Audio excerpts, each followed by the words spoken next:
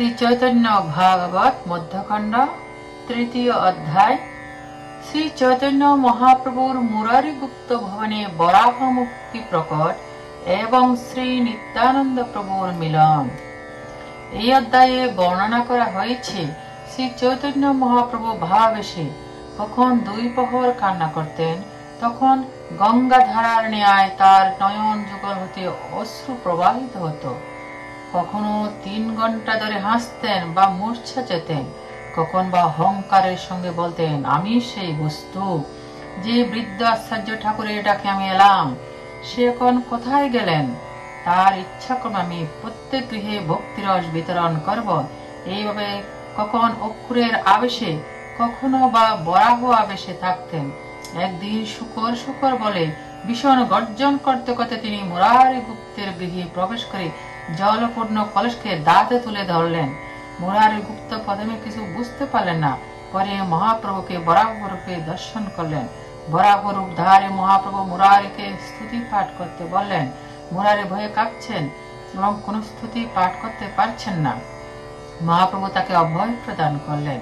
তারপর মুরারিগুপ্ত স্তুতি করলেন, অনন্ত শেষ, যিনি অনন্ত ব্রহ্মাণ্ডকে ফনায় ধারণ করেন, তিনিও সহস্রমুখে আপনার মহিমা পূর্ণভাবে বর্ণনা করতে পারে না। বেদেও আপনার তত্ত্ব বর্ণন করতে অসমর্থ। অনন্ত ব্রহ্মাণ্ড আপনার লোমকূপে অবস্থান করে। অতএব হে বিশ্বম্বর, আপনার মহিমা গুণকীর্তন করা আমার পক্ষে সম্ভব নয়। মুরারির স্তুতিতে মহাপ্রভু সন্তুষ্ট হলেন। তারপর তিনি নির্বিশেষবাদ খণ্ডন করলেন এবং ভক্ত বিদ্বেষী যদি নিজের পুত্র হয় তথাপি তাকে ক্ষমা করেন না, এই বর প্রদান করলেন। এই কথা শ্রবণ করে মুরারিগুপ্ত মহাপ্রভুর জয়ধ্বনি করতে লাগলেন। এদিকে প্রতিদিন মহাপ্রভু নিত্যানন্দ প্রভুর অপেক্ষায় দিন গুনতে লাগলেন। নিত্যানন্দ প্রভু ভারতের সর্বতীর্থ ভ্রমণ করে নবদ্বীপে নন্দনাচার্যের গৃহে উপস্থিত হলেন। মহাপ্রভু সমস্ত ভক্তদের ডেকে বললেন, নিত্যানন্দ প্রভুর আগমন হয়েছে, তা তিনি গতরাত্রে স্বপ্ন দেখেছেন। অতএব নির্দেশ দিলেন তাকে নিয়ে আসতে। হরিদাস ঠাকুর ও শ্রীবাস ঠাকুর সারা নবদ্বীপ তন্ন তন্ন করে খুঁজেও নিত্যানন্দের দর্শন পেলেন না। এই খবর মহাপ্রভুকে দিলেন। মহাপ্রভু হেসে বললেন, চলো সকলে আমার সঙ্গে। সকল ভক্ত সঙ্গে মহাপ্রভু নন্দনাচার্যের গৃহে আসলেন এবং সকলেই নিত্যানন্দ প্রভুকে প্রণাম করলেন। দুই ভাইয়ের মহামিলন হলো। নিত্যানন্দ প্রভুকে জানানোর জন্য শ্রী চৈতন্য মহাপ্রভু এই লীলা করলেন। মঙ্গলাচরণ। জয় জয় সর্বপ্রাণনাথ বিশ্বম্বর, জয় জয় নিত্যানন্দ গদাধরের ঈশ্বর, জয় জয় দ্বৈতাদি ভক্তের অধীন, ভক্তিদান দিয়া প্রভু উদ্ধার হদিন। এই মত নবদ্বীপে গৌরাঙ্গ সুন্দর, ভক্তি সুখে বাসে লয় সর্বপরিকার। প্রাণহেনা সকল সেবক আপনার, কৃষ্ণ বলি কান্দে গলা ধরিয়া সবার। দেখিয়া প্রভুর প্রেম সর্বদা সগান, চতুর্দিকে প্রভু বেরি করে ক্রন্দন। প্রভুর কীর্তন ভাবাবেশ। আছুক দাসর কার্য সে প্রেম দেখিতে, শুষ্ক কাষ্ঠ পাষাণাদি মিলাই ভূমিতে।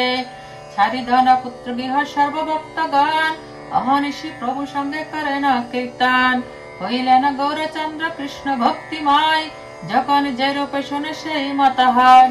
দস্য প্রভে প্রভু যাবে করেন রোদন, হইল প্রহর 2 গঙ্গা আগমন। যবে হাসে প্রভু তবে প্রভু প্রহর এক হাসে, মূর্ছিত হইলে প্রহর এক নাহি শ্বাসে। কনে হয় সানুভাব দন্ত করি বসে, মই সেই ইহা বলি হাসে। কোথা গেল নারা বুড়া যে আনিল মোরে, বিলাইম ভক্তি রসপতি ঘরে ঘরে। সেইখানে কৃষ্ণরে বাপরে বলি কান্দে, আপনার কেশ আপনার পায়ে বাঁধে। অকুর জানের শ্লোক পড়িয়া পড়িয়া, কনে পরে পৃথিবীতে দণ্ডবত হইয়া। হইলেন মহাপ্রভু যেহেন অকুর, সেই মত কথা কহে বাজ্য গলা দূর। মথুরায় চল নন্দ রামকৃষ্ণ লইয়া, ধনুর মখরাজ মহোৎসব দেখি গিয়া। এই মত নানা ভাবে নানা কথা কয়, দেখিয়া বৈষ্ণব সব আনন্দে বাসায়। মুরারিগুপ্তের গৃহে প্রভুর বরাহ মুক্তি প্রকট। একদিন বরাহ ভাবের শ্লোক শুনি, বজ্জিয়া মুরারি ঘরে চলিলা আপনি। অন্তরে মুরারিগুপ্ত প্রতি বড় প্রেম, হনুমান প্রতি প্রভু রামচন্দ্র জন। মুরারির ঘরে গেলা শ্রী শশী নন্দনা, সম্ভ্রমে করিলা গুপ্ত চরণ বন্দনা। শুকর শুকর বলি প্রভু চলি যায়, স্তম্ভিত মুরারে গুপ্ত চতুর্দিকে চাই। বিষ্ণু গৃহে প্রবিষ্ট হইলা বিশ্বম্বার, সম্মুখে দেখেন জল ভাজন সুন্দর। বরাহ আকার প্রভু হইলা সে কনে, স্নানুভাবে গাডু প্রভু তুলিলা দর্শনে। গজ্জ যজ্ঞ বরাহ প্রকাশে কুরচারি, প্রভু বলে মোর স্তুতি কর হ মুরারি। স্তব্ধ হইলা মুরারি অপূর্ব দর্শনে, কি বলবে মুরারি নাই সে বদনে। প্রভু বলে বলো বলো কিছু ভয় নাহি, এতদিন নাহি জানা মই এইটাই। কম্পিত মুরারি কহে করি আমি নতি, তুমি সে জানো প্রভু তোমার যে স্তুতি। অনন্ত ব্রহ্মাণ্ড যার এক মনে ধরে, সহস্র বদন হয় যার স্তুতি করে। তবু নাহি পায় অন্ত সেই প্রভু কয়, তোমার স্তবতে আর কে সমর্থ হয়।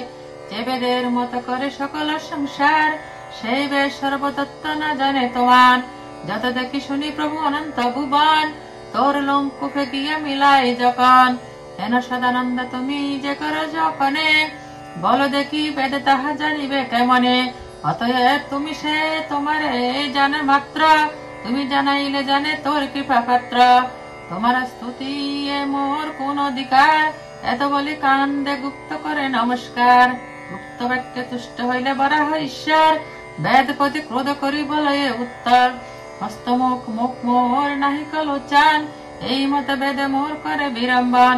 কাশিতে পড়ায় বেটা আনন্দ প্রকাশায় আনন্দ, সেই বেটা করে মোর অঙ্গ খণ্ড খণ্ড। ভাখানায় বেদ মৌনি বিগ্রহ না মানে, সর্বঙ্গ হইলে কুষ্ঠ তবু নাহি জানে। সর্বযজ্ঞময় মোর যে অঙ্গ পবিত্র, অজবব আদি গায় যাহার চরিত্র।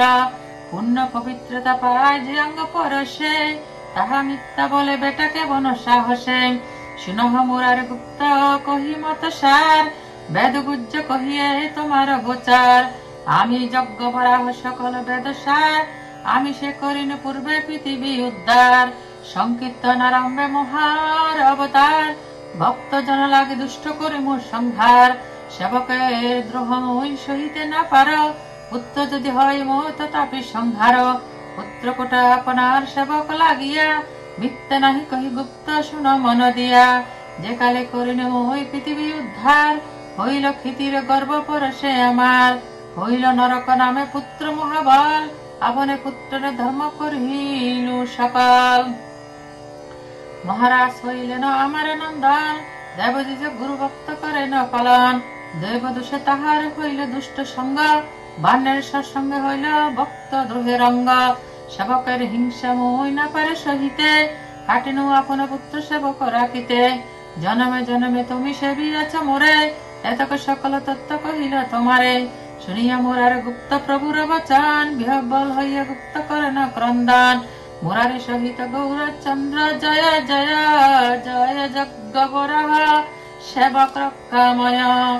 এই মত সর্ব সেবকের ঘরে ঘরে, কৃপায় ঠাকুর জানায় নয় আপনারে। ছিনিয়া সকল বৃত্ত প্রভু আপনার, পরানন্দময় চিত্ত হইল সবার। পাষণ্ডীরে আর কেহ ভয় নাহি করে, ঘাটে ঘাটে সবে কৃষ্ণ গায় উচ্চস্বরে। প্রভু সঙ্গে মিলিয়া সকল ভক্তগণ, মহানন্দে হনিশি করে কীর্তন। মিলিলা সকল ভক্ত বই নিত্যানন্দ, ভাই না দেখিয়া বরা দুঃখী গৌরচন্দ্র।